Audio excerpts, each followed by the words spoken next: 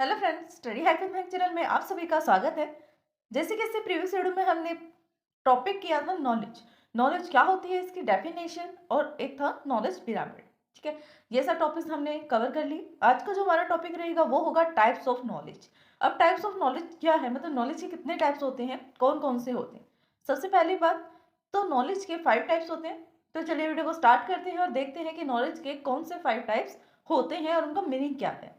ये एक डायग्राम के हेल्प से शो किया गया कि कितने टाइप्स होते हैं और कौन सा किससे रिलेट करता है। फर्स्ट टाइप होता है स्ट्रक्चरल नॉलेज। स्ट्रक्चर नॉलेज क्या करती है, वो रिलेशनशिप बताती है ऑब्जेक्ट और कंसेप्ट के बारे में।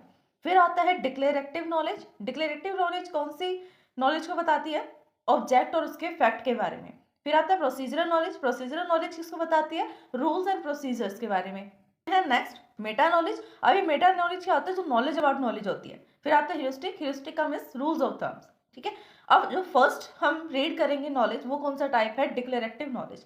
Declare active knowledge. क्या मीनिंग बना इसका, declare active. Declare means declare करना, कुछ चीज कह देना, डिक्लेयर कर देना कि ये चीज ऐसे है। कोई भी चीज हो सकती है, कोई भी ऐसा रूल हो सकता है कि जो हमने डिक्लेयर कर दिया। ठीक है, उस डिक्लेयर को एक्टिव कर देना, that is declare active knowledge. ये देखो अभी हमें किसके बारे में बताता है, it is know about something. ये क्या करता है, it is know about something, मतलब इसको कुछ के बारे में पता होता है। समथिंग, समथिंग का मतलब क्या होता है, समथिंग में कुछ चीज के बारे में इसको पता है, डेट इज नो अबाउट।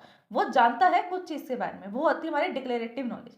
अब जैसे कि हमने लास्ट वीडियो में भी एग्जांपल लिया था एआई का, कि एआई एक ऐसी फील्ड है जिसको यूज तो मोस्टली पीपल करते ही करते हैं। ठीक है, लेकिन उसके बारे में जो डिस्क्रिप्शन की नॉलेज होती है कि वो क्या चीज है, कौन सी फील्ड है, वो किसी किसी को पता होता है। तो डिक्लेरेटिव नॉलेज का मीन्स होता है कि हमें सिर्फ इतना पता है, हमें इतना कुछ भी नहीं पता, कुछ भी नहीं पता एआई के बारे में, बस इतना पता है कि एआई कंप्यूटर साइंस की फील्ड है, मैकेनिकल की फील्ड है, जिसमें वो वर्क करती है। ठीक है, और एआई की हेल्प से हमारा काम जो है वो इजी हो जाता है। हमें सिर्फ इतना पता है, दैट इज डिक्लेरेटिव नॉलेज। ये डिक्लेयर हो चुकी है नॉलेज, बट हमें अभी पता चली।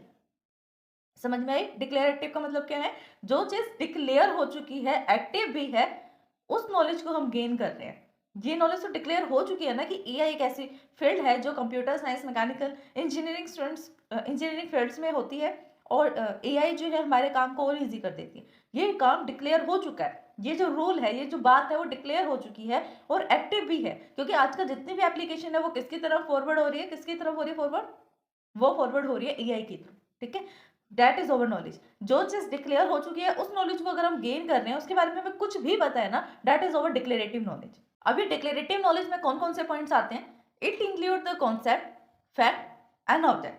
क्या क्या होता है इसके अंदर, कॉन्सेप्ट होता है, अगर कोई टर्म है तो उससे रिलेटेड कॉन्सेप्ट भी होगा ना। अब जैसे एआई के अंदर ही एक टर्म है नॉलेज, तो इस नॉलेज का कुछ ना कुछ कॉन्सेप्ट है, इसको पढ़ने का कुछ फैक्ट है। ठीक है, और ये क्या हो सकती है, किसी ऑब्जेक्ट पे, जैसे हम एक पर्सन है, हम एक ऑब्जेक्ट की तरह काम कर रहे हैं, सबके अपने अपने फैक्ट्स हैं, नॉलेज है, कॉन्सेप्ट सबका अलग अलग है। एक एक सिंगल थिंग को अंडरस्टैंड करने का भी जो तरीका होगा, जो वे होगा, वो टू डिफरेंट पर्सन का डिफरेंट ही होगा, सेम नहीं हो सकता। It is simpler than the procedural knowledge. या प्रोसीजरल नॉलेज से सिंपल होता है। जो प्रोसीजरल नॉलेज में क्या होता है, रूल्स होते हैं, बट ये उससे सिंपल होता है, क्योंकि इसके अंदर हम फैक्ट्स को देखते हैं, रूल्स को नहीं देखते। हम रूल्स नहीं देखेंगे कि अच्छा ये रूल है, देन इसको अप्लाई करेंगे तो नेक्स्ट वाले का आंसर क्या निकलेगा, बट हम फैक्ट्स पे ध्यान देते हैं, फैक्ट्स को कंसीडर करते हैं। It is also known as descriptive knowledge. इसको हम डिस्क्रिप्टिव नॉलेज कहते हैं, क्योंकि इसमें हर एक चीज डिस्क्राइब की जाती है। कॉन्सेप्ट को डिस्क्राइब किया, फैक्ट्स को डिस्क्राइब किया, ऑब्जेक्ट के बारे में बताया, तो हर चीज हम डिस्क्राइब करते हैं। बिकॉज ऑफ दिस इसको हम डिस्क्रिप्शन नॉलेज भी बोलते हैं। एंड एक्सप्रेस डिक्लेरेटिव सिंटेक्स, और उसको कैसे एक्सप्रेस किया जाता है, डिक्लेरेटिव सिंटेक्स में, मतलब इस तरह से डिक्लेयर किया जाता है कि उसको हम डिक्लेयर कर रहे हैं, इस तरह से बोला जाता है, उसको प्रोनाउंसिएशन या रीड किया जाता है। फिर आता है describe a particular object and it's attribute. हम एक पर्टिकुलर ऑब्जेक्ट को और उसके एट्रीब्यूट्स को डिस्क्राइब करते हैं। क्या कर रहे हैं हम, एक पर्टिकुलर ऑब्जेक्ट और उसके जो भी एट्रीब्यूट्स हैं उसको डिस्क्राइब करते हैं। जैसे हमारे पास आप कह सकते हो एक ऑब्जेक्ट है हाउस। ठीक है, एक ऑब्जेक्ट क्या है, हाउस। उस हाउस में कितने रूम्स हैं, दैट इज देयर एट्रीब्यूट। और उस हाउस का जो है एड्रेस क्या है, अंदर कलरिंग कौन से कलर की है, मतलब ईच एंड एवरीथिंग, छोटे से छोटे ऑब्जेक्ट, छोटी छोटी थिंग के बारे में भी अगर आप कुछ डिस्क्राइब कर रहे हो, दैट इज ऑब्जेक्ट, एंड उसके बारे में जो डिस्क्राइब किया जा रहा है वो उसका एट्रीब्यूट और डिस्क्रिप्शन। ठीक है, this is also include a list of statement.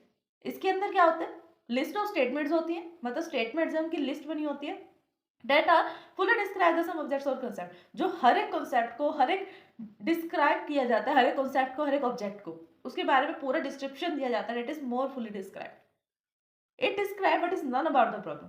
ये साथ में ये भी बताता है कि हम उस प्रॉब्लम के बारे में क्या जानते हैं जिसको हम सोल्व करना चाहते हैं. ठीक है, जैसे हमारे पास मैथ की इक्वेशन है, हमने लिखा कि अंडर रूट 4 - 2, तो हमें ये इसके फैक्ट, इसकी नॉलेज, कॉन्सेप्ट का पता होना चाहिए ना कि इसको हम कैसे सोल्व कर सकते हैं. सबसे पहले हमें पता लगा होना चाहिए कि 4 में से अगर 2 को हम माइनस कर रहे हैं तो उसका आंसर क्या आएगा. ऊपर अंडर रूट है तो पहले अंडर रूट को सोल्व करें या माइनस को सोल्व करें.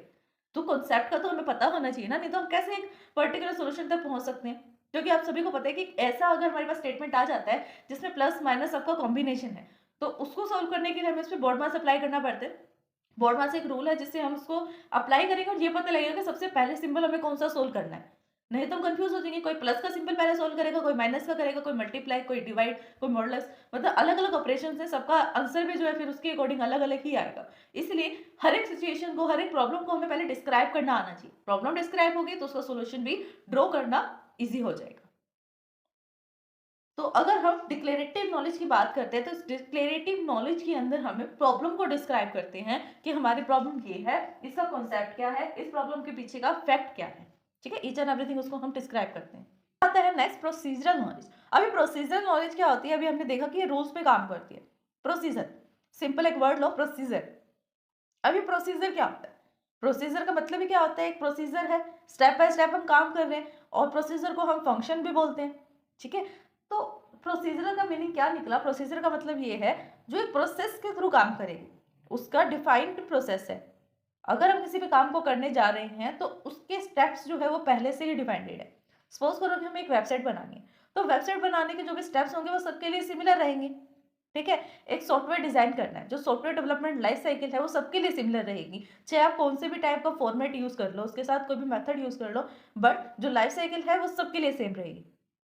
है ना, सबसे पहले हम स्टार्ट करेंगे, फिर डॉक्यूमेंट्स को बनाएंगे, डॉक्यूमेंट के बाद डिजाइनिंग फेज आएगा, डिजाइनिंग के बाद कोडिंग आएगी, कोडिंग, टेस्टिंग, ऐसे फिर लास्ट में मेंटेनेंस. जो भी लाइफ साइकिल होती है वो सिमिलर रहती है सबके लिए. डेट इज क्यों क्यों होता है ऐसे, क्योंकि वो एक रूल है, उस रूल को सबको फॉलो करना पड़ेगा. रूल से तो नॉलेज बिल्ड हो रही है. तो इसलिए प्रोसीजरल नॉलेज क्या होती है, जिसमें स्टेप्स जो है पहले से डिफाइंडेड हो कि अगर हम किसी प्रॉब्लम को सोल्व करने जा रहे हैं तो उस प्रॉब्लम के जो स्टेप्स है पहले से डिफाइंडेड है. इससे क्या होता है कि अगर फ्यूचर में हमें कोई प्रॉब्लम सोल्व करनी पड़ी और वैसे ही प्रॉब्लम अगर हमने पास्ट में सोल्व कर रखी है तो उससे हमें एक स्टेप पता लग जाता है. फर्स्ट हमें कैसे उस प्रॉब्लम को डिकम्पोज करना है और कैसे उस प्रॉब्लम को सोल्व करना है. It is also known as imperative knowledge. जैसे हम डिक्लेरेटिव नॉलेज को डिस्क्रिप्टिव नॉलेज बोलते हैं, वैसे प्रोसीजरल को हम इम्पेरेटिव नॉलेज भी बोलते हैं. ठीक है, it is a type of knowledge which is responsible for knowing how to something. मतलब जो प्रोसीजरल नॉलेज है वो हमें ये बताती है, इस चीज़ के लिए रिस्पॉन्सिबल होती है कि वो हमें ये डिस्क्राइब करे, ये बताए कि हमें करना कैसे है. डिक्लेरेटिव नॉलेज हमें ये बताती है what is know about the problem, कि हम प्रॉब्लम के बारे में कैसे जाने, कैसे उसको डिस्क्राइब करें. ठीक है, मतलब क्या डिस्क्राइब करना है हमें उसके बारे में. कोई प्रॉब्लम है तो उस प्रॉब्लम के बारे में हम क्या चीज़ डिस्क्राइब करें, कौन से क्वेश्चंस को पुट करें. बट प्रोसीजरल नॉलेज ये बताती है कि हम कैसे करें. ठीक है, एक तो क्या करें वो एक अलग चीज है, कैसे करें वो एक अलग पार्ट है.